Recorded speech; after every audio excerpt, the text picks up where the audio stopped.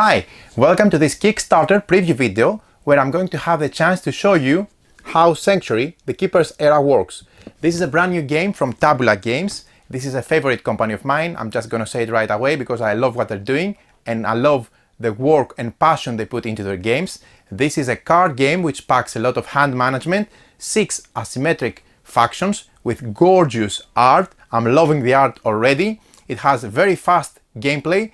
It is back and forth between two players trying to destroy each other's sanctuaries. Lots of abilities, lots of different tactics on the battlefield, many things to discover, and above all, a ton of replayability. All under a unique package, unique production value, which is the trademark of this company, and I have seen it in all of their previous games, so I expect that this one is not going to be an exception. But first of all, before jumping into conclusions, let me show you how this game works in practice. So join me on the table and let's see how Sanctuary, the Keeper's Era, works in practice.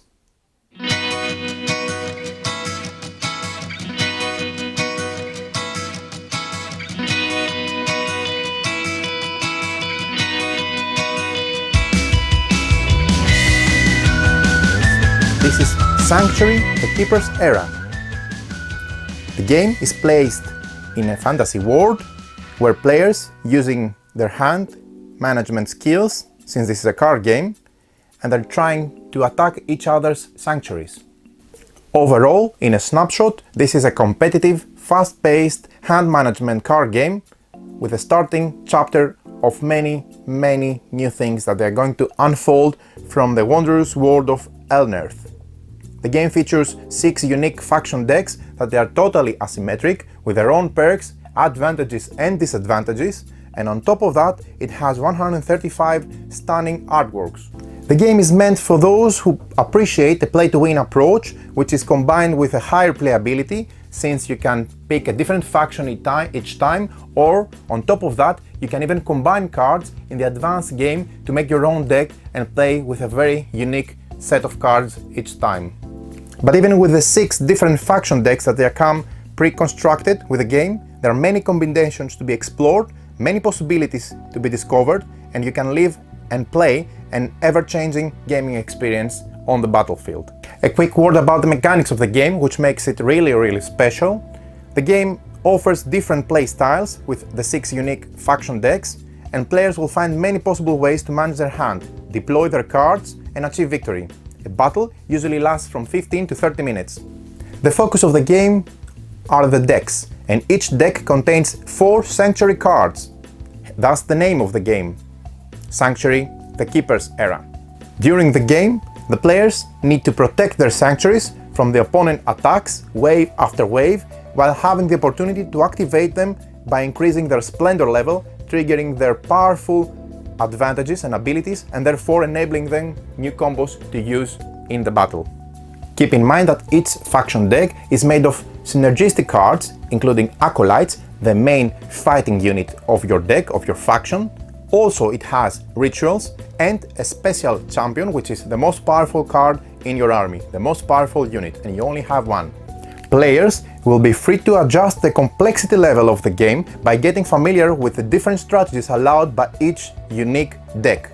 Sanctuary, the Keeper's Era, will be featuring also different play modes like solo, which we're going to try to explore on a different video. A quick word about the setting and the theme of the game. According to the legends of Elnerth, a powerful mystic energy was flowing dangerously through the world. In order to avoid catastrophic events, that energy was split into 6 different parts called the essences. Sanctuaries are the only way to channel the power of the essences. Players impersonate the keepers, each one is attenuated to a specific essence and rules over a faction. The goal of the game is to destroy the sanctuaries of the opponent, to become the only keeper able to shape the fate of the world and control the essence. The full lore of the game will be enriched with a specific selection of original artworks, which is included in a specific printed art book, which is an add-on. So let's learn how to play the game and explain the core aspects of the rules. I'm going to follow the sequence of the rulebook, which is very nicely done and separates the explanation of the rules, They are very simple, but I'm going to go through details to get everything in this video. But keep in mind that they're really simple and easy. The learning curve is almost non-existent. So the rulebook divides the rules into 8 parts. So I'm going to use the same numbers, the same numbering, so that you can really jump fast forward to each section if you want to check specific part side by side with the rulebook in order to understand how the game plays. So let's start. First of all, we have the components. Part 1, components. As you can see, we have 6 unique factions. I have already set up the play mats of 2 players. This is one faction player mat, but each player is going to sit opposite the next. So the battlefield is consisted of, this is the area of the player, there is a defense line, an attack line, we're going to see it in a bit, and the same happens and stands for the next player.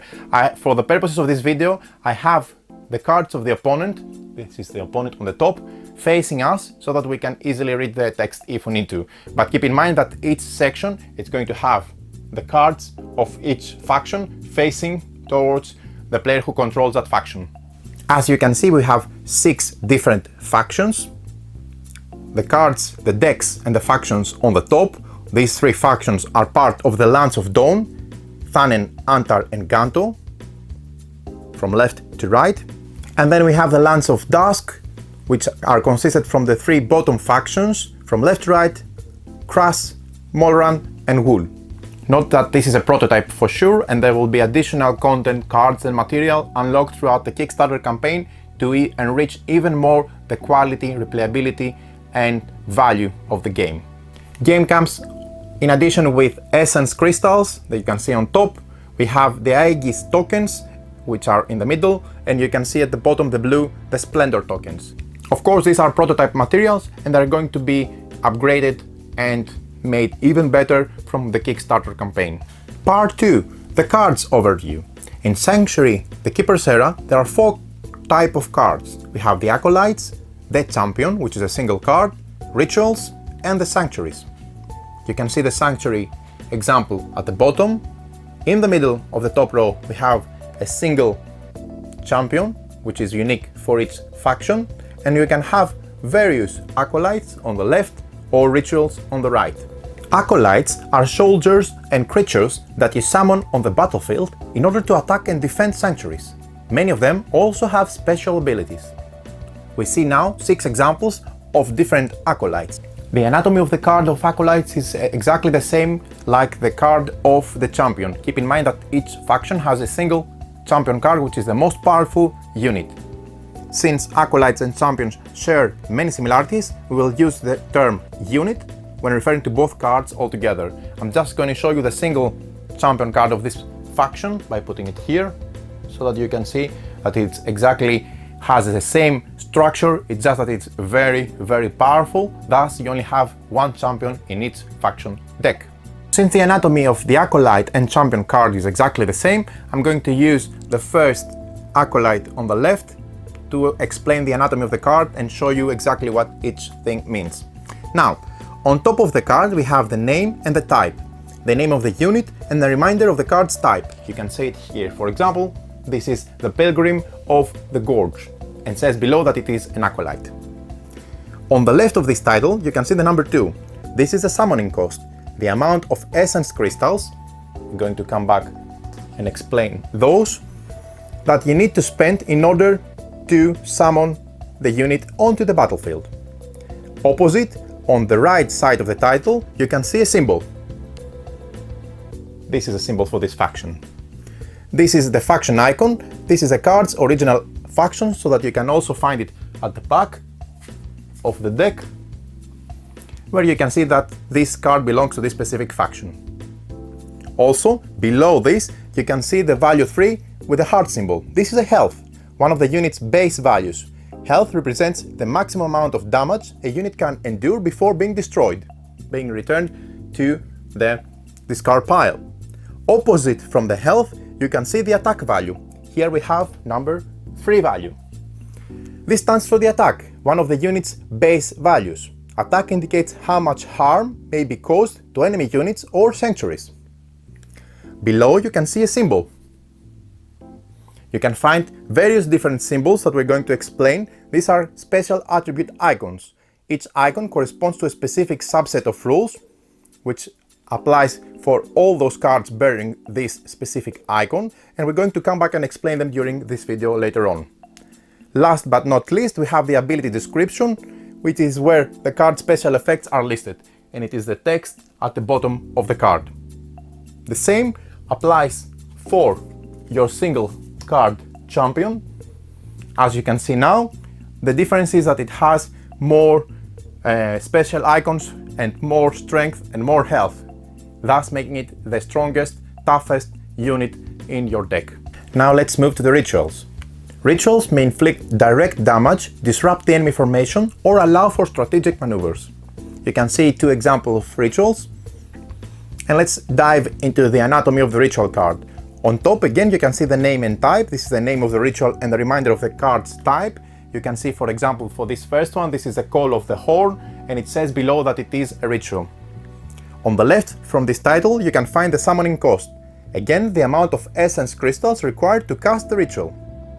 On the right you can find the faction icon like before, which is unique for every faction deck. Similarly, at the bottom you can find the ability description where all the card's special effects are listed. This is the action card like before with the acolytes, and it is exactly the same from the back of the deck. All the abilities are listed at the bottom, and in comparison and in contrast actually to the acolytes, when you cast the rituals you just cast the effects, pay in order to summon them, make the ritual, apply the effect, and then you discard it. They do not go on the battlefield like acolytes. Last but not least, we have the sanctuaries. Sanctuaries are waypoints for channeled energy. Once they reach their maximum splendor, their power affects the entire battlefield. Destroying all enemy sanctuaries is a winning condition of the game. You see 4 examples of sanctuaries. Actually, they are the same 4 available sanctuaries within this specific faction. The Mole Run, everything we are showing for the anatomy of the cards is from the Mole Run faction, just to be precise. These are going to be deployed at the bottom of each of the 4 columns, making a line in front of you with the 4 sanctuaries. This is the essence of the game. Actually, this is what you're trying to protect in order to withstand the attack of your opponent, and in contrast, in comparison, what you're trying to do is to attack the sanctuaries of the opponent, destroy them, and win the game. Now, what about the anatomy of the sanctuaries? Again, like before, you can see on the top of each of those cards you have the title, the name of the sanctuary, and it says below that it is a sanctuary. For sure you can see and understand that it's a sanctuary because it's the only landscape card in the game. The acolytes and the rituals and the champion have a vertical orientation. The sanctuaries have a horizontal.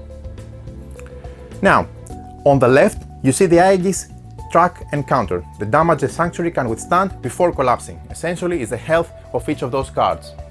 On the playmat you're going to have spots pre-printed so that you can deploy these health cubes and the Aegis track counters next to the card onto the playmat. But for this purpose now you see that they are printed also on the card, and this specific sanctuary, for example, the first one starts with the Aegis track on 6. This is essentially the health, so you put the value token of the Aegis on number 6, and it's going to be moving down while as long as you're getting damaged, this sanctuary is being attacked and gets damaged equal to the attack value. If it reaches the bottom of the track, it's being destroyed, and one of your sanctuaries is going to be destroyed. When this happens, you're going to flip it to indicate that it is destroyed. Now, opposite from this track you can find the Splendor track counter. This is the Splendor track, which actually it is increased each time, so it is like a timer. You start from 0 and it's going to go towards the bottom. This is a turn-based counter towards the activation of the Sanctuary's ability, and a Sanctuary's ability, of course, it's ignored until the Sanctuary reaches the peak of its splendor. Keep in mind it's something like a charge, for example. Again, similarly, next to the title you can find usually a symbol with the icon of the faction. This is a prototype, so I think it is not included. They're going to have it also in the final product. And the last thing, the most important thing, is the ability, which is described at the bottom. this is what is going to take effect once the sanctuary is fully charged, meaning when the Splendor track is filled, because this marker is reaching the bottom, and then it's going to be charged, and then the effect of the sanctuary is going to be applied throughout the whole battlefield. Part 3, the game map. This is a simple part where we're going to just explain how the game map is set, how you put your decks, where you put your units, what is what, and define all the areas of the battlefield. As you can see, we're starting to set up the game for the battle between those two specific factions. So let's familiarize ourselves with the specific sections of the battlefield and the game area.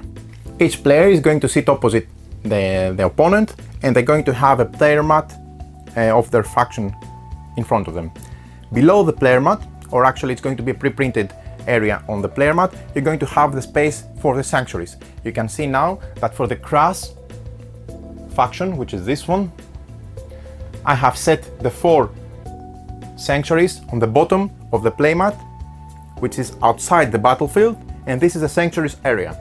You place here your 4 sanctuaries, ordering them by increasing Splendor value from left to right, and if you have 2 sanctuaries that they share the same Splendor value, feel free to arrange them the way you want. So this is a Splendor value, meaning that I'm going to put, for example, this one at the bottom. This needs to be here because you're checking the Splendor value, not the Aegis. This is actually the first one,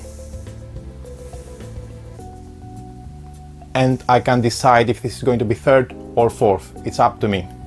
Again, just to note that they're going to have borders so that you can identify where to put the 4 sanctuaries at the bottom of the playmat for each side, and you're going to have slots where you put the tracker on next to each sanctuary.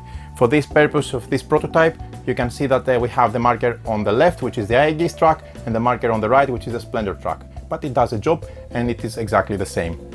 Now, moving to the bottom row. Again, we're still outside the battlefield.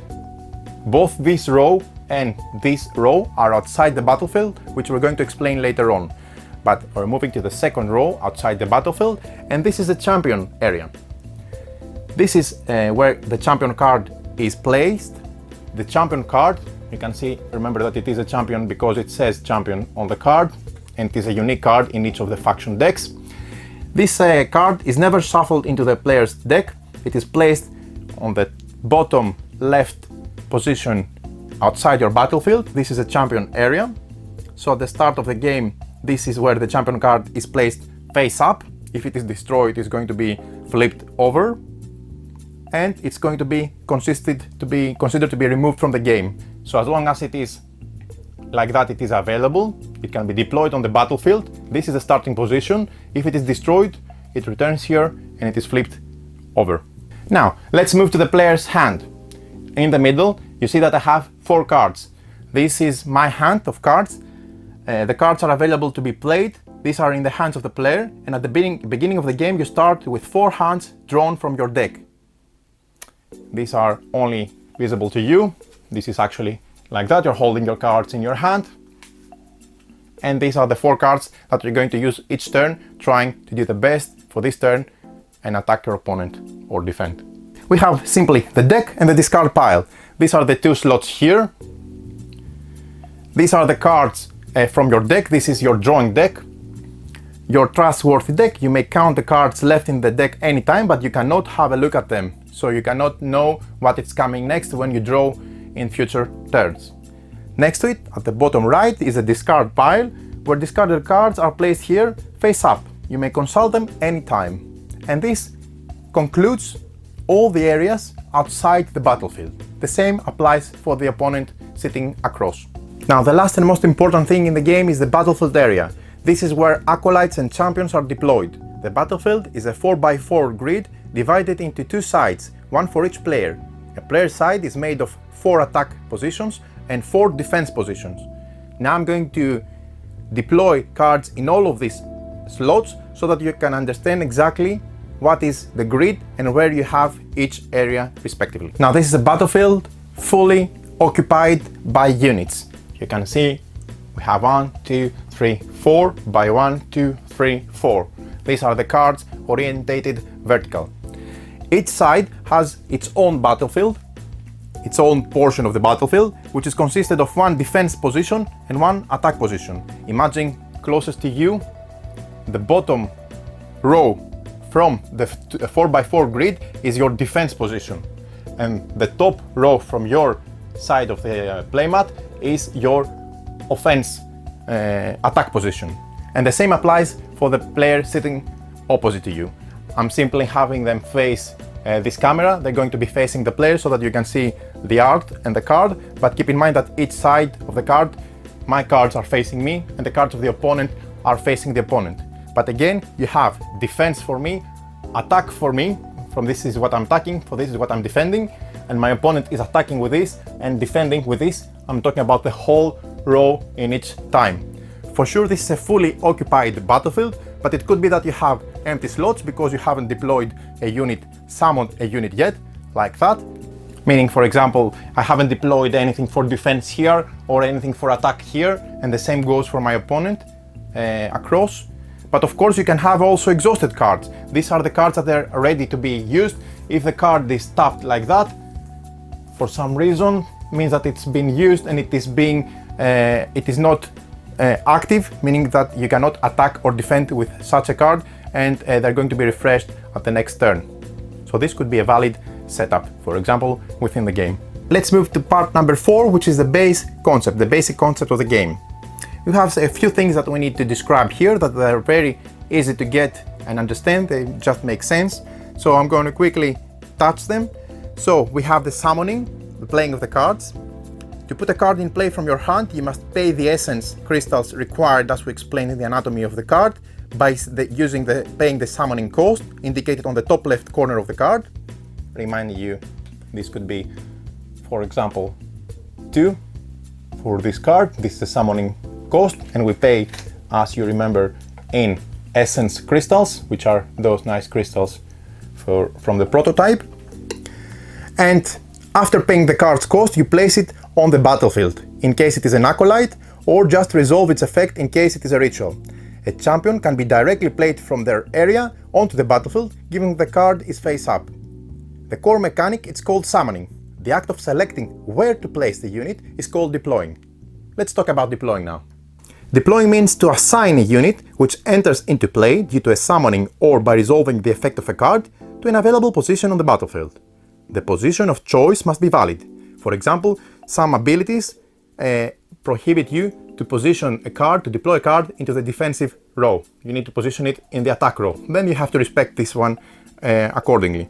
But generally, a player can deploy units in his section of the battlefield, meaning I can only deploy cards in my defense row or in my attack row. I cannot deploy cards in my opponent's area, and I will never do so.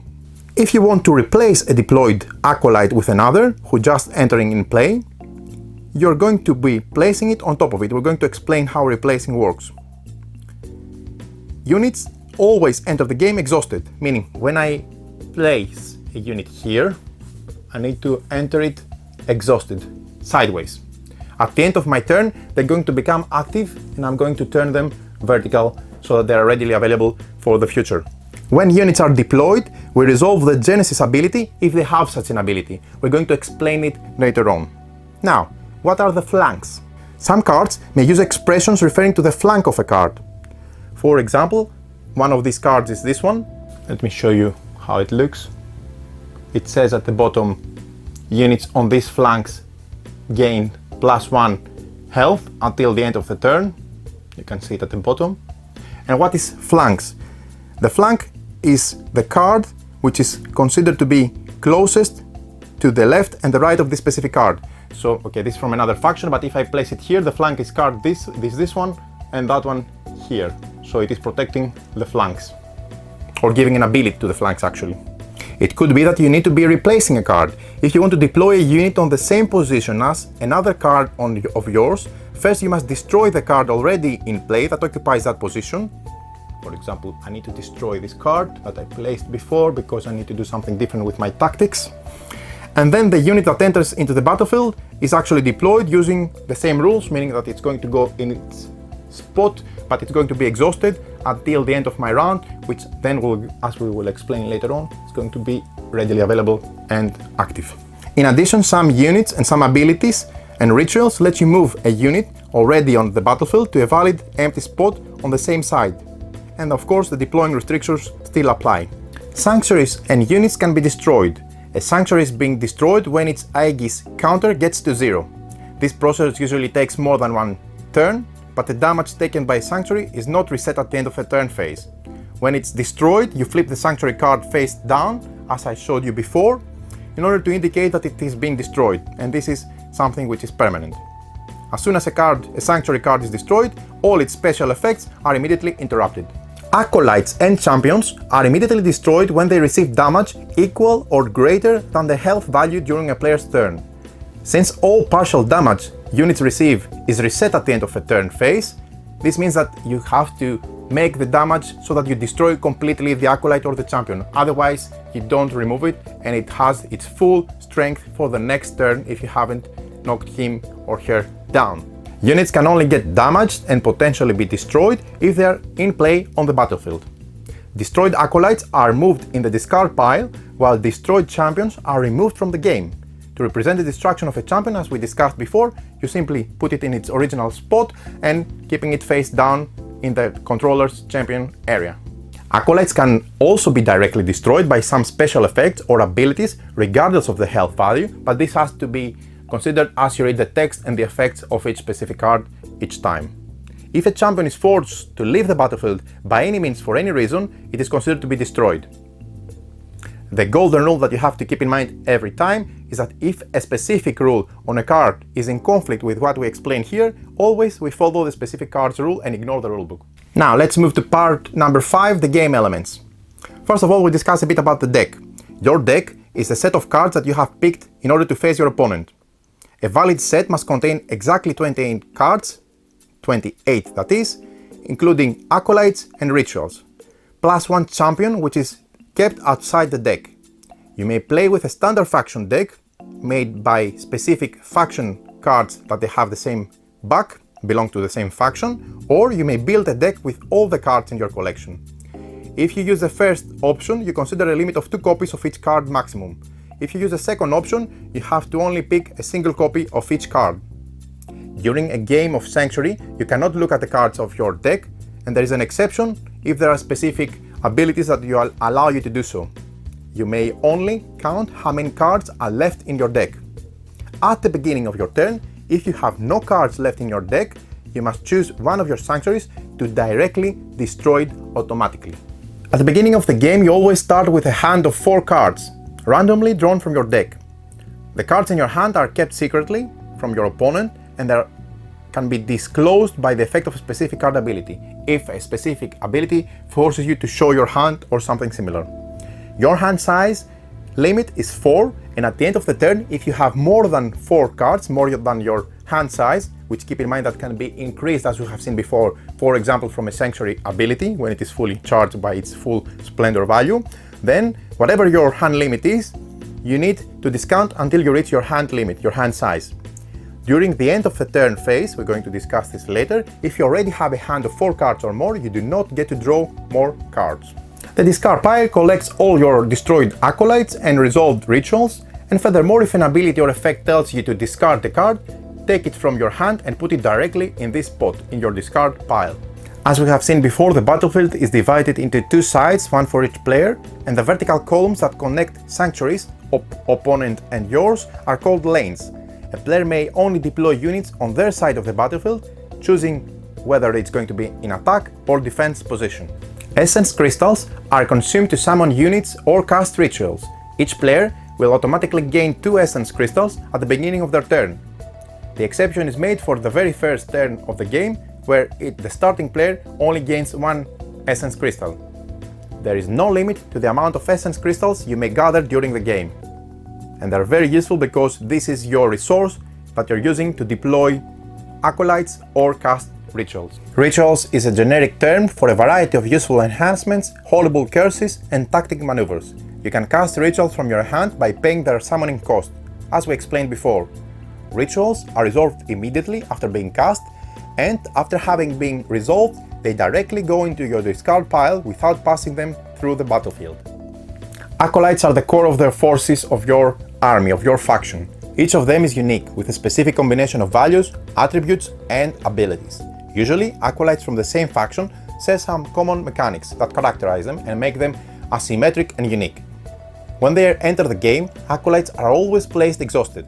Acolytes become active at the end of a turn phase of their controller's side. Exhausted acolytes cards are rotated sideways, while active cards are kept in standard vertical orientation. This is active and this is exhausted. Champions are the most powerful members of a faction and have a meaningful impact on the flow of the game. They follow the same rules of acolytes, but when destroyed they are removed from the game. If a champion is forced to leave the battlefield by any means, it is considered destroyed.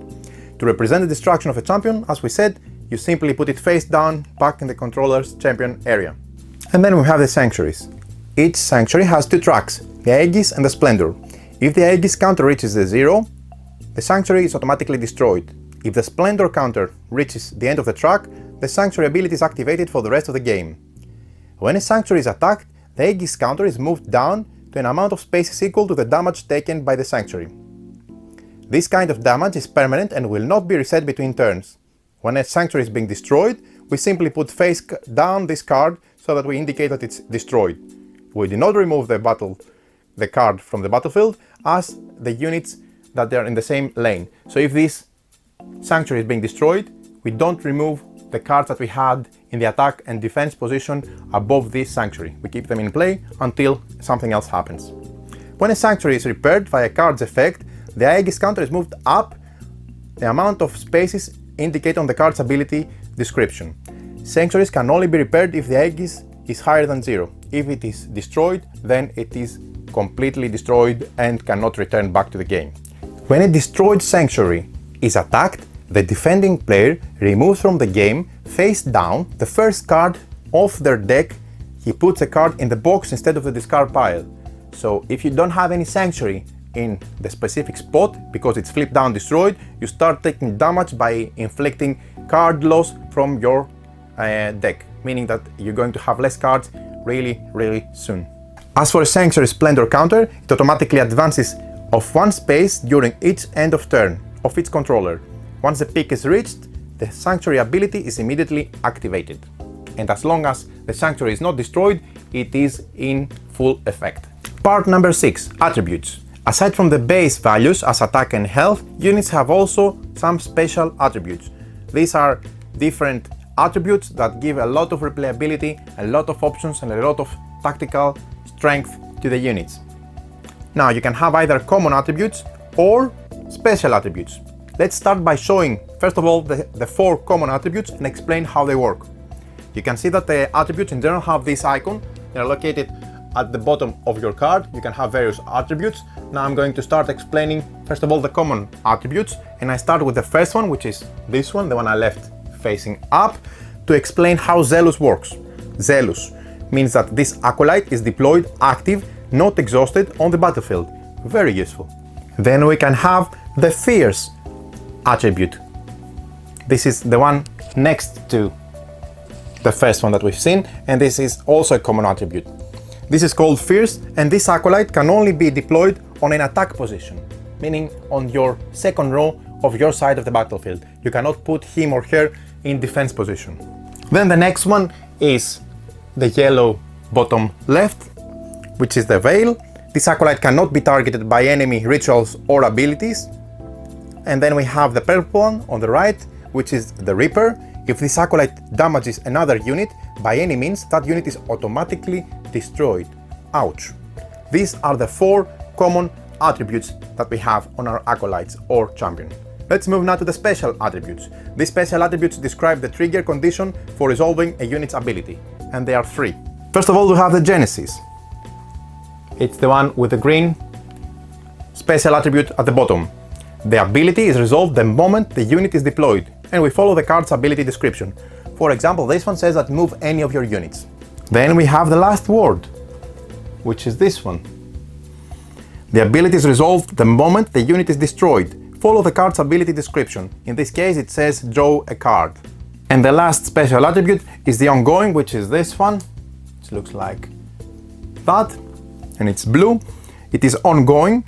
The ability is resolved anytime its requirements are met.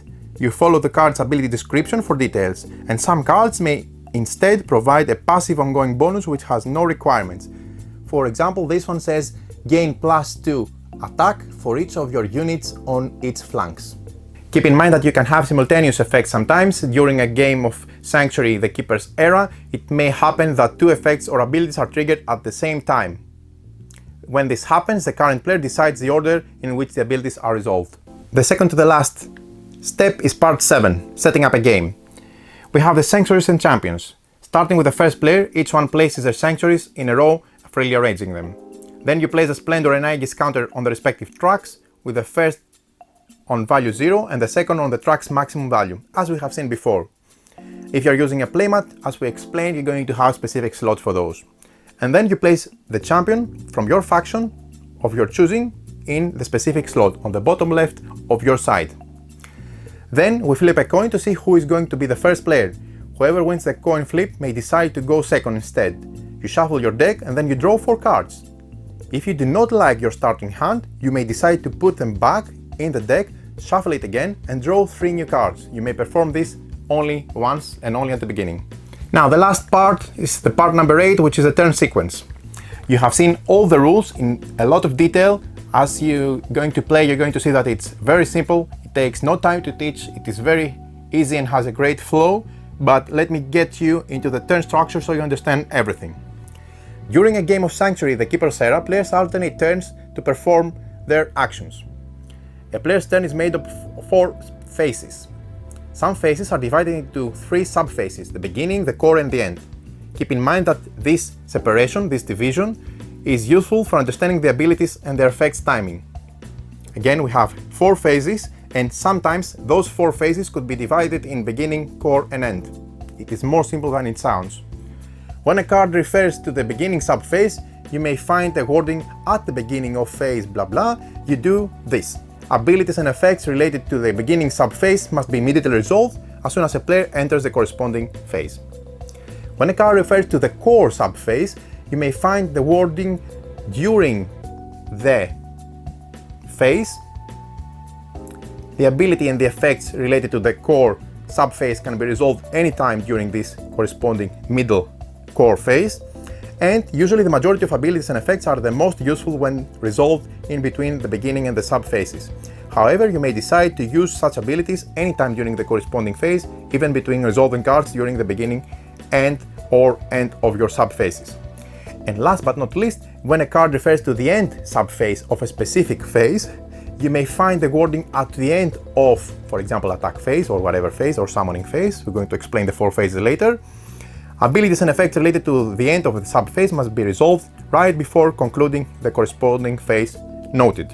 An advice is to declare loud the phases when you play in order to make the flow easier, and especially for your first turns, to understand exactly what you're doing and the opponent really try to get an idea of what you're doing and understand what exactly you're putting, you're placing or you're deploying.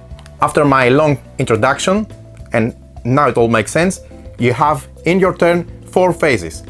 Beginning of the turn phase, summoning phase, attack phase, and the 4th is the end of the turn phase. So 4 phases. When I'm playing, I do the beginning of my turn phase, the second I do is a summoning phase, the 3rd is the attack phase, and the last is the end of the turn phase. And this is my whole turn, and then I move to my opponent and he plays his whole turn, consisted of 4 phases, exactly the same 4 phases, back and forth until one player destroys all the sanctuaries of the opponent. Now back to me. Beginning of my turn phase, I gain 2 essence crystals and I resolve all the beginning of your turn abilities and effects. Very simple. Each time I start with my beginning of my turn phase, I gain 2 essence crystals and I resolve the effects as noted. Then I move to the summoning phase, which is the second. I resolve all abilities and effects related to this phase, and in the summoning phase I may deploy units and cast rituals in any order I wish. This is the second one. Then I move to the 3rd, which is the juice, and it is the attack phase. Here, I resolve all abilities and effects related to this phase, and in the attack phase, my units in attack position start the offense towards the enemy sanctuaries, applying the following. All of my units in attack position try to damage the enemy sanctuary of the corresponding lane. For example, this one is attacking and they're going to try to damage the sanctuary in this respective lane. And this is very important. If an enemy sanctuary is shielded by an active unit in defense position, that lane is resolved against the defending enemy unit instead of the sanctuary. This is called blocking. Here, for example, the opponent has no defending unit. He could have, for example, this one, which would be exhausted and still would have no defending unit. But either this or that blank means that when this attacks, he finds no blocking and he goes directly to the sanctuary. If he finds a unit like that, this is shielding, this is the attack position, so my attack will have to go via this attack first, so I need to attack this unit and not directly the sanctuary. So if a sanctuary is attacked while defendless, we reduce his Aegis counter by X, where X is the damage value by the unit attacking.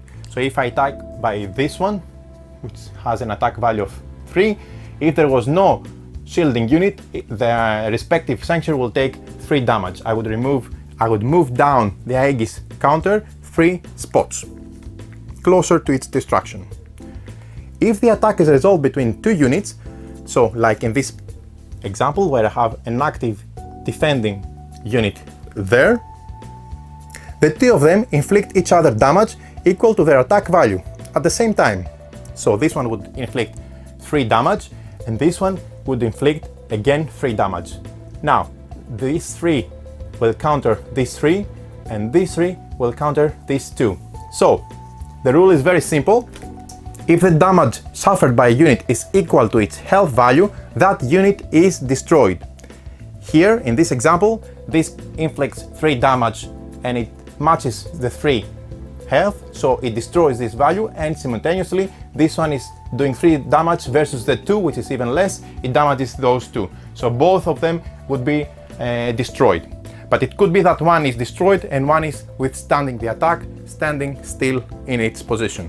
This applies for all your offensive row, meaning whatever unit you have in the offensive row will attack either a blocking unit in the defense position or directly the sanctuary, and then it will conclude your attack phase. The fourth and last part of your turn is the end of the turn phase, where you perform the following.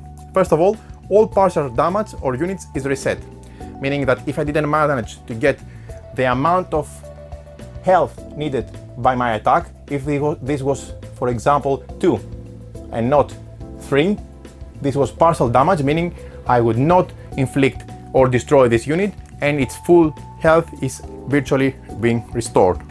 All your units become active. We flip vertically all exhausted units that were sideways. All your sanctuaries advance their splendor counter by 1, getting closer to activating their abilities. Then we resolve all at the end of your turn abilities and effects in any order I wish, because I'm the active player. And then I choose and discard any number of cards. We draw cards from the deck until I have reached my hand size, so I can strategically throw some cards because I want some cards to come faster to my hand, but not above my hand limit. And this concludes my turn. As mentioned before, this goes back and forth until all of the 4 sanctuaries of one player are being destroyed, and the attacking player who achieves this is the victor, grasping the victory for his own and becoming the dominant keeper in Sanctuary, the Keeper's Era. So there you have it. This is Sanctuary, the Keeper's Era. There's so many things to love in this game. And let's start by the obvious, which is the fast pace between back and forth 2 players trying to destroy each other's sanctuaries. The way this game is set has a very small learning curve, just a few rules. I've been very thorough to show you and explain everything in detail, but in practice it makes all sense. You just read a couple of pages of rules or see this video and you have it everything. All it's about discovering the combos, the asymmetry of each faction and how these work in practice, and implementing them on the battlefield by your choices, by your tactical decisions and by your strategy. First of all, I like the replayability of the game. Each faction is unique. It has so many different combos. Some factions are focusing on different attributes, different strengths, and different things to take advantage, and you have to discover this on your own. You can keep playing the same faction to get their hand of it, or try exploring different factions and trying to use them in a way so that you understand your opponent efficiently as well, and then pick up your favorite, or you can combine them in a specific rule set to see if you make your own deck. In any case, the pre-constructed factions feel very, very asymmetric, with unique abilities and unique powers. Second, and most of all, portability. You can see that I have laid in front of you all the cards and the playmats and everything, but essentially what you need is 2 decks. You can pick up 2 decks out of the box, take it with you on a travel or a journey or whatever, put it on the table and just have a quick game, 15 to 30 minutes between you and an opponent. This is the third action high point of the game, which I really like, is how fast this game is. It plays fast, back and forth, it's fast paced, but also it only lasts 15 to 30 minutes. So this is a huge advantage in my opinion, because these games tend to last long and they drag a lot their presence on the table, and they're feeling a bit wary after some time. This is very fast. The next thing I want to focus on is how gorgeous the art looks. I know that Tabula Games uses very unique fantasy setting and themes, but they have outdone themselves in this game, because I'm loving this art even more from their previous releases. And I'm talking about Barbarians Invasion, I'm talking about Mystia, Icaion. They have amazing art in general, but this is even unique, even more nice, even more detailed, and more alive. The next thing I want to focus is the battlefield. Now the battlefield feels very alive. You may ask how you could say that a battlefield is alive when it's consisted of a grid by 4x4, for example. But the way they have divided cleverly the defensive and offensive position of my side, and then the offensive and defensive position of the opponent, each of us communicating via lanes try to attack the sanctuaries of the opponent, it is amazing, it is unique. It really is a simple division, a simple structure of the battlefield, but is really supported by a huge and very thoughtful framework. So the strategies and the combos behind the way you deploy your unit, what unit you put next to each other, what they are trying to defend. If you fall back and leave one of your sanctuaries exposed, your opponent is going to take advantage of this, but maybe it's a trick because you're trying to focus your strength on another side of the battlefield. Because keep in mind that both you and your opponents are going to have some of your sanctuaries destroyed, but on top of that you need to calculate the risk. Is there a specific ability of this sanctuary that I have managed to activate by the Splendor track being all the way full, charged essentially, so essential that I need to protect it because it will affect my strength and my tactical options down the road on the battlefield. This is something really unique and you have to discover it on your own, and this is what fascinates me more, all the combos and the strategic paths that I can discover and find out about the game. It feels very fresh, it is very simple. I like the fast pacing mechanism. I like the abilities of the sanctuaries, very unique, and they give different strengths, huge strengths. I like the attributes of your champion. It is a very powerful unit that you need to really time wisely when you're going to use it and put it on the battlefield, because it can be destroyed early and then you lose some strategic advantage. The combos are nice, the art is nice. I mean, I'm struggling to find something that I don't like about the game, but even the setup is not long. You can just throw it on the table and start deploying cards and start picking a fight against each other. It's really well thought, very simple. I thought it's going to be a difficult game to learn. It's not the case. It is very simple, yet it has so many strategic advantages, so many things to discover. Really nice, very clever, and very well thought.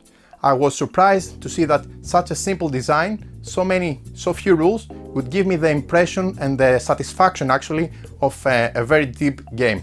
And it's actually a very deep game, just that it's very simple on top of the surface. The last thing I'm going to describe is the quality. I know the quality is not considered a high value in card games, especially when you have back and forth between 2 decks or 3 decks or whatever, but I mean, even the prototype in this design is amazing. They have used player mats, they have used draws that you pull and you have your your battlefield mats, etc. I'm sure they're going to do even more magnificent things in the Kickstarter campaign. I'm going to include the description of the Kickstarter page in the description of this video, but you can see it also coming down at the bottom of this screen. So give it a check. I think it's something that it's really worth. I know that the genre is a bit saturated with many games of similar back and forth, but I think this is very unique, and I think it would stand in time out of the crowd because it's very, very well thought. So there you have it. I'm very excited about this game. I usually don't play this kind of games, but this is one I'm really digging. I'm going to get into playing it a lot before the production copy comes along. So give it a check. I think it's worth it. It's Sanctuary, the Keeper's Era. Hope you enjoyed this video and see you on the other side with more videos and more Kickstarter previews. Many thanks for watching.